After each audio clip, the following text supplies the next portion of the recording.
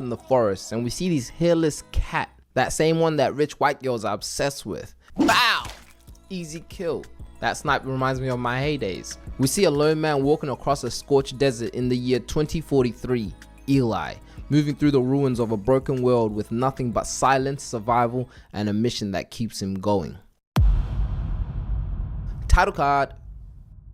He finds this abandoned house, breaks in, finds a dead body, takes his shoes, prays, eats the cat from earlier, and then poses up for the night. But next morning he gets up and heads west. No car, no bike, just on his 2 feet. After days of walking, he hits this bridge and finds this girl tied up, begging for help.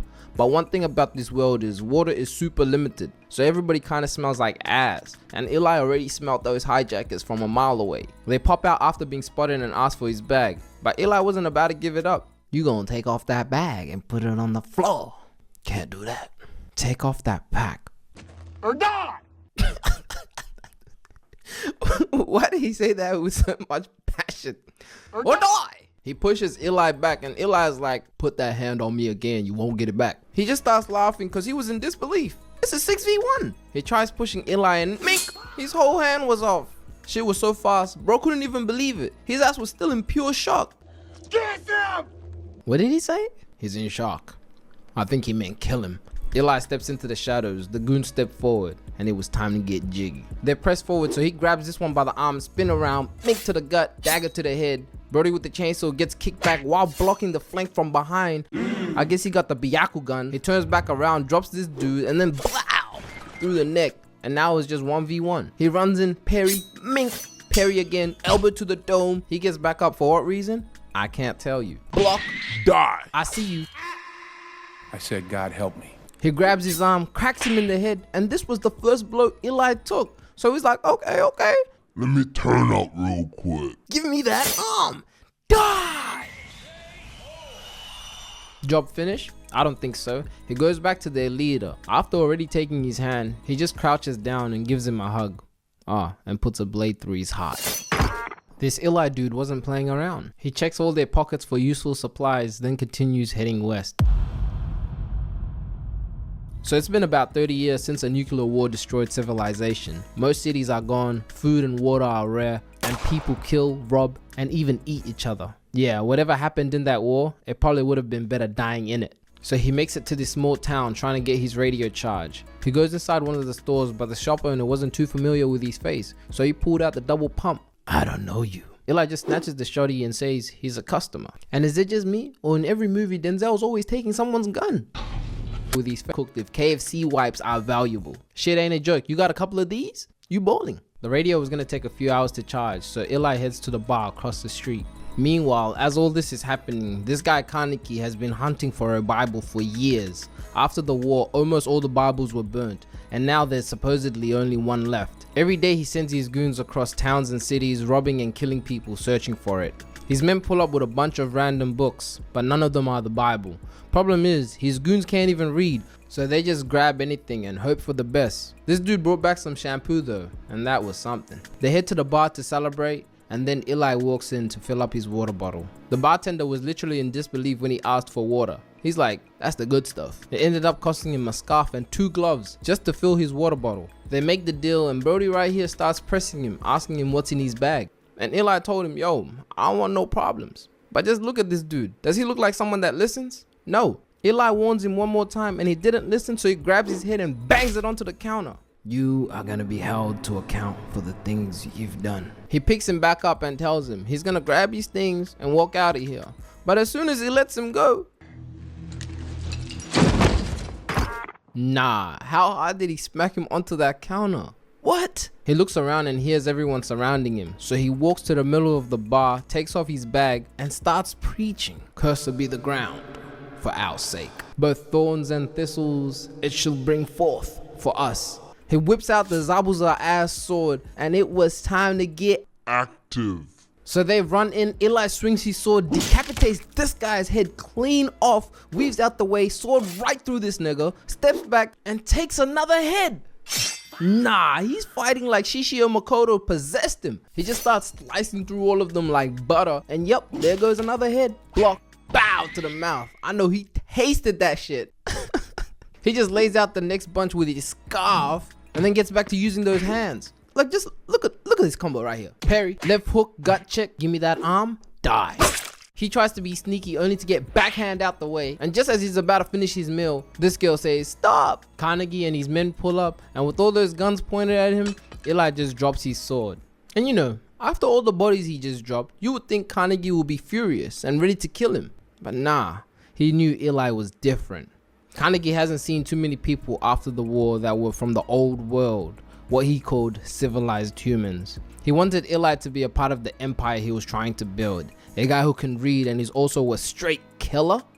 Yeah, that's valuable. But Eli refuses, even after Carnegie offers him clean water, hot food, and women. Eli still says no. All he wanted to do was head west. And by the look in his eyes, Carnegie realizes Eli is not going to change his mind. So he offers him a place to stay for the night. He was really trying to convince him for real. They bought him a plate of food and clean water. But even then, Carnegie felt like it wasn't enough. So he sends Salora to sleep with him, hoping that would change his mind. She knocks the door while Eli is reading, so he quickly hides the book and tells her he doesn't need anything else. She comes in and tries touching him, and Eli just grabs her hand and opens the door. Laura tells him Carnegie will hurt her mother if she leaves the room. She basically tells Eli they don't have to do anything. She can even just sleep on the floor and pretend they had a good night. So Eli agrees. They pray and eat the food. The next morning, Carnegie asks Salora about her night, and she obviously lies about what happened. But while talking to her mother, she repeats the same prayer Eli said to her the night before. And just like that, Carnegie figures it out. He grabs Salora's mother by the hair and starts pulling it, demanding to know if Eli had a book. Eventually she folds and describes a leather book with a cross on it. And just like that, Carnegie knows Eli has the last Bible.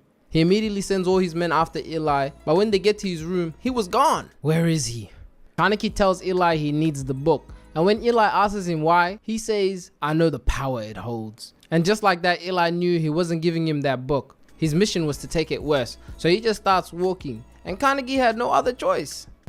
I love this guy. Shoot him, please. Commissioner Gordon wasn't trying to waste time. He takes out his gun and shoots at Eli, and then he pauses for a sec. He tries again, and then Eli just gets in his Bag. headshot, turn around, to the knees, straight aimbot. You get 2 to the chest, bow bow. Where does this guy think he going? Some guy was camping behind him, so he turns around, 200 to the head. He gets behind this car, drops a few more, then whips out the shotty and gets a 2-for-1. The bullet goes right through this guy and hits Carnegie right in the leg. And just like that, this guy here was like, maybe we should just let this nigga go. Eli just turns around and continues on his path, heading west. Salora ends up catching up to Eli, begging to come along, but he refuses until she says, I can show you where the water is. And just like that, she had his attention. They get to this cave and fill their water bottles. But as they're leaving, Eli just locks her inside. He still wanted to travel alone, and the road was way too dangerous. Back in town, Carnegie's men are mad as hell that people are dying over this book. Then Carnegie says, It's not a fucking book. it's a weapon to aim right at the hearts and minds of the weak and desperate. It will give us control of them. Damn, that's deep. Let me know your thoughts in the comments. The goons get back on the road heading west to find that Bible. Meanwhile, Salora makes it back to the road and runs into that same girl from earlier. She tries helping her, but the girl was trying to warn her to leave, and it was too late. Those rebels popped out like fathers on draft night. They grab Salora and start ripping her clothes off and trying to do the unthinkable. As soon as this guy tries pulling his pants down, arrow through the nuts. His brody here gets up, looks back, only to turn around with one to his throat.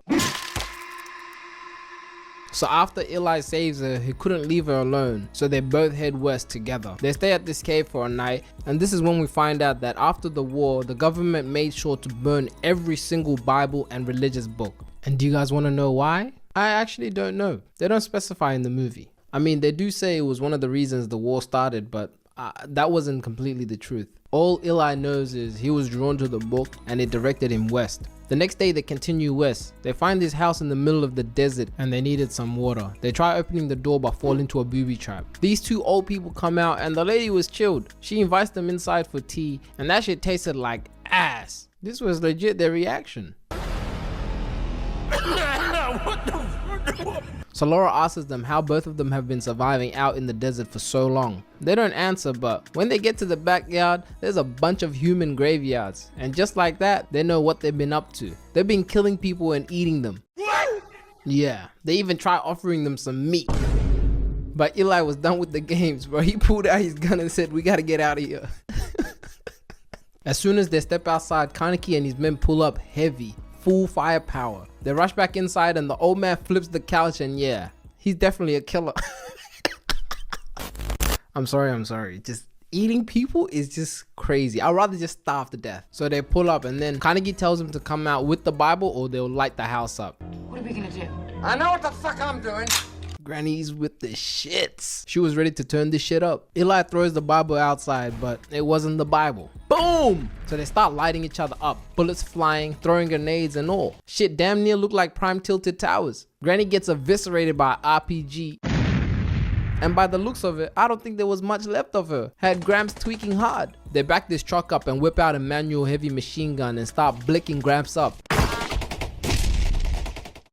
That drum gun completely tore down the house. Shit can fall any second now. Eli and Solara finally come out, but his ass still didn't want to give up the Bible. I mean, not until Kaneki threatened to kill Solara. Eli finally gives it up, and as soon as Kaneki had possession of it, bang! Damn, had him rethinking everything. He gets up and pulls out a knife, but then he just drops. Where's your protection? They take Solara, get in their vehicles and head back to town. On the way back, Solara takes out a string and starts choking the driver, forcing the car to flip a couple of times to be exact. The others hit a Yui, so Solara grabs a grenade and rolls it right at them. Skadoosh! Yeah, freedom. She gets back in the car and damn, this guy is cooked. A hole sawed through the heart? That's diabolical. He just gets out and dies. She turns on the car and heads back. Kaneki didn't want to waste fuel chasing her, so he let her go. When Solara gets back to the house, Eli is gone.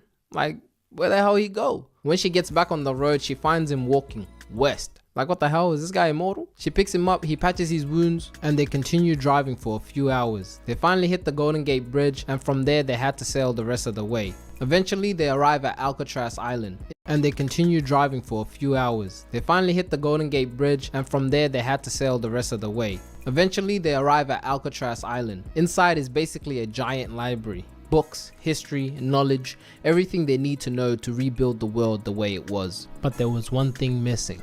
The Bible. Kaneki finally makes it back to town and he gets his engineer to unlock the Bible. It had this weird lock on it. And just look at him, he's happy as hell. Finally, after all this time, when he opens the book, the entire thing is written in Braille.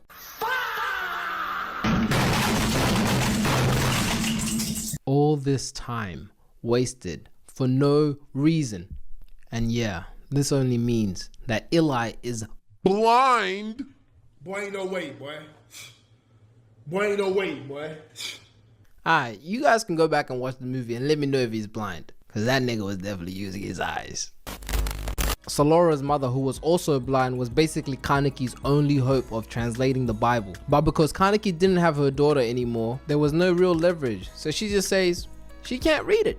Look at him, he knew he was cooked. All his men were dead and the town was falling apart. Chaos started breaking out in the building and people were moving with no order anymore. Back at Alcatraz, Eli recites the entire Bible to this guy who kinda looks like Albert Einstein. And yeah, he writes the entire thing word for word. They print it out and just like that, the world finally has another Bible. He places it on the bookshelf with all the other religious books. Eli dies and Solara picks up his bag and sword.